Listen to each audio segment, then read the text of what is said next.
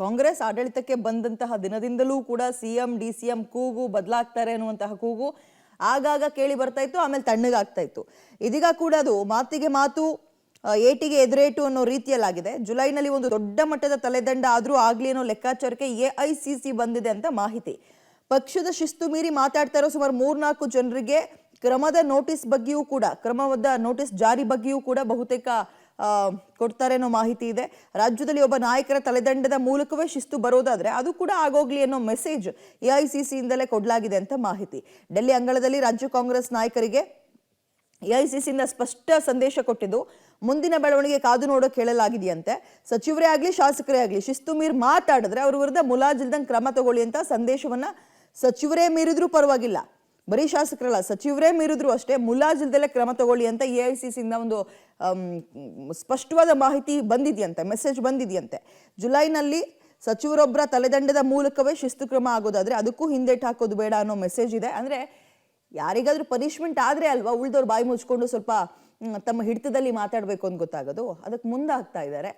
ನೋಡೋಣ ಯಾರ ತಲೆದಂಡ ಆಗೋ ಸಾಧ್ಯತೆ ಇದೆ ಅಂತ. ಯಾವ DCM ಚರ್ಚೆನೂ ಇಲ್ಲ, ಯಾವ ಚೀಫ್ ಮಿನಿಸ್ಟರ್ ಪ್ರಶ್ನೆ ಇಲ್ಲ. ಸೊ ಯಾರು ಯಾವ MLAನೂ ಮಾತಾಡೋದು ಅವಶ್ಯಕತೆ ಇಲ್ಲ, ಯಾವ ಮಂತ್ರಿನೂ ಮಾಡೋದು ಅವಶ್ಯಕತೆ, ಯಾವ ಸ್ವಾಮಿಗಳ ಅವಶ್ಯಕತೆ ಇಲ್ಲ. AICC ಅವರಲ್ಲಿ ನಾನಾಗಲಿ ವಿಧಿ ಇಲ್ಲದೆ ನೋಟಿಸ್ ಕೊಡಬೇಕಾದಂಥ ಅನಿವಾರ್ಯತೆ ಶಿಸ್ತಿನ ಕ್ರಮವನ್ನು ಕೈಗೊಳ್ಳಬೇಕಾಗ್ತದೆ. ನಾನು ಪಕ್ಷದ ಹಿತದೃಷ್ಟಿಯಿಂದ ಎಲ್ಲರೂ ಕೂಡ ನಾನು ಹೇಳ್ತಾ ಇದ್ದೀನಿ, ನಿಮ್ಮ ಬಾಯಿನ ಬೀಗ ಹಾಕೊಂಡಿದ್ರೆ ಪಕ್ಷಕ್ಕೆ ಒಳ್ಳೇದು ಮಾಡ್ದಂಗೆ ಆಗ್ತದೆ. ಕೆ ಶಿವಕುಮಾರ್ ಅವ್ರನ್ನ ಟಾರ್ಗೆಟ್ ಮಾಡಿ ನಾನು ಲೀಡರ್ ಆಗ್ತೀನಿ ಅಂತ ಅಂದರೆ ಅದು ಅವರ ಭ್ರಮೆ ಆಗ್ತದೆ. ಯಾವ ಹುದ್ದೆ ಕೂಡ ಶಾಶ್ವತ ಅಲ್ಲ, ಯಾವ ನಾಯಕರು ಶಾಶ್ವತ ಅಲ್ಲ. ಸುಮ್ಮನೆ ಇವತ್ತು ನಮಗೆ ಕೊಟ್ಟಿರುವಂಥ ಜವಾಬ್ದಾರಿ ಸರ್ಕಾರ ಒಂದು ಉತ್ತಮವಾದಂಥ ರೀತಿಯಲ್ಲಿ ಆಡಳಿತ ನಡೆಸಲಿ ಅಂತಲೇ ಹೊರತು ಅದಕ್ಕೆ ಯೋಗ್ಯತೆ ಇಲ್ಲ ಅಂತ ಅಂದರೆ ಎಲ್ಲರೂ ಸೇರಿ ಬಿಟ್ಟು ಚುನಾವಣೆಗೆ ಹೋಗೋದು ವಾಸಿ. ಪಾಲಿಟಿಗಳಿಗೂ ರಾಜಕೀಯಕ್ಕೂ ಸಂಬಂಧ ಇಲ್ಲ. ಮಚ್ ಇಂಪಾರ್ಟೆನ್ಸ್ ಕೊಡಬೇಕಾದಂಥ ಅಗತ್ಯ ಇಲ್ಲ.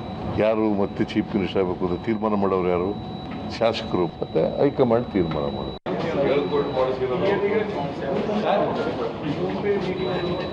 ಯಾವ DCM ಚರ್ಚೆನೂ ಇಲ್ಲ, ಯಾವ ಚೀಫ್ ಮಿನಿಸ್ಟರ್ ಪ್ರಶ್ನೆ ಇಲ್ಲ. ಸೊ ಯಾರು ಯಾವ MLAನೂ ಮಾತಾಡೋದು ಅವಶ್ಯಕತೆ ಇಲ್ಲ, ಯಾವ ಮಂತ್ರಿನೂ ಮಾಡೋದು ಅವಶ್ಯಕತೆ, ಯಾವ ಸ್ವಾಮಿಗಳ ಅವಶ್ಯಕತೆ ಇಲ್ಲ.